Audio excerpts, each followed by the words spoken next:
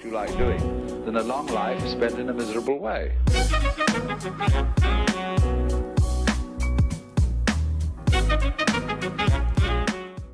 Hey guys, welcome to another Destiny video. Today we're obviously talking about the balancing patch that we are going to be receiving next week. Bungie revealed most of the changes that they are making in a reveal stream yesterday. And I'm going to be honest, it's a mixed bag. I think there are some good changes for sure, but there are also some really strange changes that I just can't understand why they have introduced, and there are some glaring oversights. So overall, it's mainly negative for me, but credit where credit is due, there is definitely some good changes too. I've decided to split all the changes into 3 categories, the good, the bad, and the ugly. So let's just start with the good. Now first of all, hand cannons. They removed the bloom factor on the first shot only. So you're still going to have some bloom on the follow-up shots, but the first shot is always going to hit. If you're on target on the first shot, it's going to hit no matter the distance you're at. And this also means that if you're pacing your shots are always going to hit, which is obviously a great thing. I would have preferred them just removing bloom altogether, but this is a good change for now. They also made a bunch of changes to shotguns, some of them good, some of them not so good in my opinion. But the good ones is they removed precision damage from buckshot shotguns, they lowered the aim assist from the hip, and they removed the movement penalty, which you have when you have a shotgun equipped. Now, the precision damage nerf means that you're not going to be mapping people from super far away, and then you're going to get a really inconsistent shot on the next one where you can't kill them point blank. This is going to make shotguns a bit more consistent. They're not going to get those ridiculously ranged shots. Now, when it comes to lowering the aim assist from the hip, I don't really see that playing a big part, but I guess it's a good thing. Yeah, I'm not sure really. And in terms of the movement penalty, I was a bit unsure about this as well, because you currently have a movement penalty when you have a shotgun equipped. You don't move quite as quickly, and obviously you can still close the gap really easily with Juggernaut, Titan Skating, Thunderstrike, Shade Step. But when I thought about it, they have nerfed Juggernaut a little bit, and they have nerfed Thunderstrike as well. So we'll have to see how this plays out. Now, Juggernaut will only activate on the ground, and it will go away after a few seconds when you're in the air, which to me is a good thing. I would have liked to see them make some different changes to Juggernaut personally. I can still see some of the top players being really effective with this, as they can still close the gap in no time with Titan Skating before the Juggernaut shield goes away. So in high level play, I think Juggernaut is still going to be really strong, but on lower skill players, Juggernaut is probably not going to be the greatest thing ever. Now the Thunderstrike nerf I'm a bit torn on as well, because Thunderstrike was super OP, especially with Amplitude. They've taken the base Thunderstrike range down to normal Warlock melee, and Amplitude is now going to push it slightly further out. I'm a little bit afraid that this is going to kill the class. The class was really based around the melee, and there's no doubt that the melee was super obnoxious to play against, and I absolutely hated it. I wanted it nerfed. But I feel like what they needed to do was rework the melee, not just reduce the range. You know, they needed to do that and then actually make the melee do something else. But for now I'm going to say good, because there's nothing more frustrating than getting mapped by a melee. And it's still going to have decent range with Amplitude, so I don't think this is going to completely kill the class, but it's definitely going to make it a much weaker option in 3s for instance. Moving on to some more weapon changes, we have auto rifles that got a small damage buff on the high impact archetype, and they also increased the headshot modifier from 1.25x to 1.3x. Now this is not a huge buff, not by any means. They were using a focus fire auto rifle in the testing, so it was difficult to see just what it did. But for my maths, they didn't really change the high impact auto rifles too much in terms of their damage, and the headshot multiplier is not really going to change the time to kill too much. Maybe if you're landing a mix of headshots and body shots, you're gonna get one less shot to kill than you usually would, but the minimum time to kill hasn't changed with this as far as I can tell.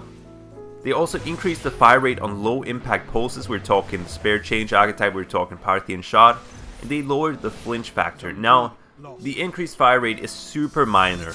I really don't see this being a big game changer for these pulse rifles, because most of the time there's still going to be a 3-burst kill. You can get a 2-burst kill, but that's going to be super rare. So I still see the Hopscotch archetype, the PDX-41s, because they're going to be consistent 3-burst kills, which honestly these high impacts probably will be most of the time too. But the PDX-41 or the Hopscotch Pilgrim will be able to achieve this 3-burst kill much faster. The high impact pulses will definitely be a high risk, high reward weapon, but I'm just afraid that there's not going to be enough reward for the risk basically. They also reduced the efficiency of high caliber rounds on pulse rifles, which is obviously a great thing. High caliber rounds has really ruined so many gunfights. There was no such thing as a fair gunfight when there was a high caliber rounds Club of Dragon involved. So I'm really happy to see that change. Could it have been better? Yes. In my opinion, they should have just removed this perk from PvP. You know, make it a PvE only perk, but that might be a bit too extreme for them. I can understand that. So I think this is an okay change for sure. They also increased in-air accuracy on all primaries, which seems like kind of a strange thing to do. But you know, I'm gonna take it. We have so much mobility in this game, so having better in-air accuracy makes sense to me, even though it's not like a crazy change that I think was really necessary, but can't complain, I guess. They also made shotguns do 20% more damage in PvE only, which is a good thing, can't complain, and they also made throwing knives do so lot damage. Both of those changes, not really too fussed about it, but you know, it's definitely a good thing. I don't mind stuff being more effective in PvE. I would have liked to see some throwing knife changes in PvP as well, maybe you revert the damage. So it's kind of like, yay, they're gonna mention throwing knives, and then, oh, they're doing solo damage now. That's cool, I guess. Anyway, those are the good changes. There's definitely a few good changes here, but I'm afraid that they're just not great, you know. There's a couple of really good changes I'm really happy about, like the hand cannon no bloom on the first shot, but the rest are like, yeah, they're good, but they're not going to be massive game-changing buffs or nerfs, which is kind of what I was hoping for, but we'll see how this plays out. Moving on to the bad, we have the rangefinder ADS nerf. It's going to take 25% longer to aim down sights with a rangefinder shotgun now. Now, I never saw rangefinder as being the strongest end-all be-all perk on a shotgun, and I don't feel like perks like rangefinder should have a drawback. Those are reserved for stuff like brace frame that go in the middle columns. You know, you get more stability, you get less magazine size, or in the case of a shotgun, you're probably going to go for rifle barrel or reinforced barrel. This change just seemed really unnecessary to me. As I said, I never really saw rangefinder as being the end-all be-all perk. I'd much rather have something like close hand or personal or crowd control on my shotgun, so just a weird unnecessary change in my opinion. They also decreased the mid-air accuracy in shotguns, which to me makes zero sense because in a shotgun and shotgun duel, the only way you can really outplay your opponent is by, you know, juking them out, being in mid-air. That's really where the skill gap for a shotgunner comes in. There is such a thing as a good shotgunner, and the ability to use the vertical space is really what separates a good shotgunner from a great shotgunner. So this is another change that's really gonna decrease the skill gap in this game, which I'm not happy to see. And we're gonna see a lot more people just sliding into each other and trading, unfortunately. I don't really think that's a good thing. They could have done something different with shotguns, no problem. As a matter of fact, if they just had the no precision damage, I think we would see an improvement along with the Juggernaut nerf and Thunderstrike nerf. This change was once again unnecessary. Then there was the nerf to the Clever Dragon Pulse Rifle archetype. They added in another frame in between bursts, and they also significantly reduced the magazine size. The only thing I can really say is, why would you ever use a Clever Dragon now, or even a Grasp of Malik for that matter, when you could use a Hawksaw or a Blind Perdition? I really didn't want to see any nerfs to primary weapons, and we got one. And honestly, this is going to make the Clever Dragon a dueling only weapon because your magazine size is going to be so low if you want to run max stability. You're going to have to constantly reload, and your time to kill isn't even that great anymore. You're going to be outgunned by hand cannons, you're going to be outgunned by Hawksaws most of the time. Really unnecessary nerf in my opinion. They should have just left them alone and reduced the efficiency of high caliber rounds, which they did, and honestly I think that would have been enough. And then the last bad change in my opinion is the hand cannon range reduction. Now some may say, well, they removed bloom, so hand cannons are going to be super OP. But no, they're not. The only reason that we have these high range hand cannons is because of bloom. With the removal of bloom on the first shot, that would open up for people to use braced frame on their hand cannon or explosive rounds or whatever they want to use, even high caliber rounds, which is going to work on hand cannons now. But no, now we're still forced into using rifle, barrel, and range perks in general on our hand cannons to make them even remotely usable beyond 20 plus meters. The vendor palindrome that has a rifle, barrel, and rangefinder will currently drop off at 34.5 meters. That's taken down to 29.5 meters instead. If you only have rifle barrel, that's taken down to 26 meters. And if you're not running a max range hand cannon, it's basically like 22-23 meters. That's not good. We're basically still forced into using rifle barrel, which is a really bad change in my opinion. I really want to see some perk variety on a hand cannon, but range is still the end-all be-all stat on these guns, which is really unfortunate to me. Additionally, this also means that the low impact hand cannons will still be really weak because they have basically no range, so they're going to be in this weak spot where they can't even really bridge the gap between a last word and your palindrome. Once again, I feel like they could have done so many more things with hand cannons that would have balanced them out without reducing the range on them. For instance, I don't know, give us some significant primary weapon buffs? Anyway, moving on to the ugly, the really bad changes that I'm not at all happy to see. First of all, the special ammo economy changes. When you die now, you're going to lose all your special ammo. And special ammo is going to spawn in every 60 seconds now instead of, every 2-3 minutes. What this means is people are going to be much more careful for special ammo, they're going to be camping for it non-stop, and I feel like this change is especially bad in Trials of Osiris because everyone loses their special ammo at the start of each new round. So people will basically be camping for the first 30 seconds trying to get special ammo, and then after that they're going to start camping with Scory. This change is really going to kill Trials of Osiris in my opinion. In normal PvP it'll slow things down because every 60 seconds people will be sitting on a special ammo box trying to get ammo for their shotgun, which they're going to lose in around 15 seconds, and then they're just going to sit on the special ammo box and wait again.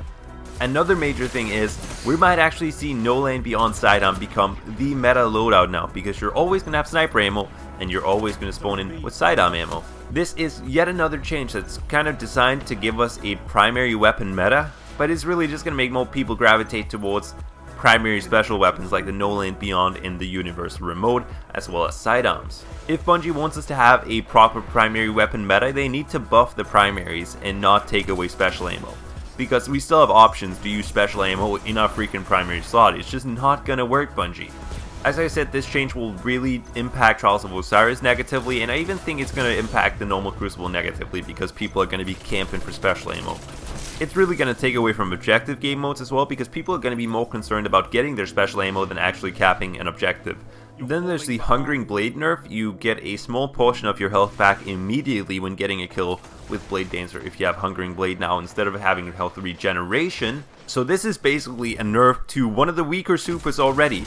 I know this super can be really annoying, but Blade Dancer is the kind of super that is going to be less efficient the better players you're going up against. Which means at high level play, Blade Dancer is going to be completely dead, and I get it. For lower skill players, Blade Dancer might not be so easy to take out. But the reasoning for the nerf to Blade Dancer was basically that a Bungie developer thought it was annoying that it would regenerate its health when he had put shots into it and it got a kill. Blade Dancer would literally be the squishiest thing ever if you don't get health regeneration.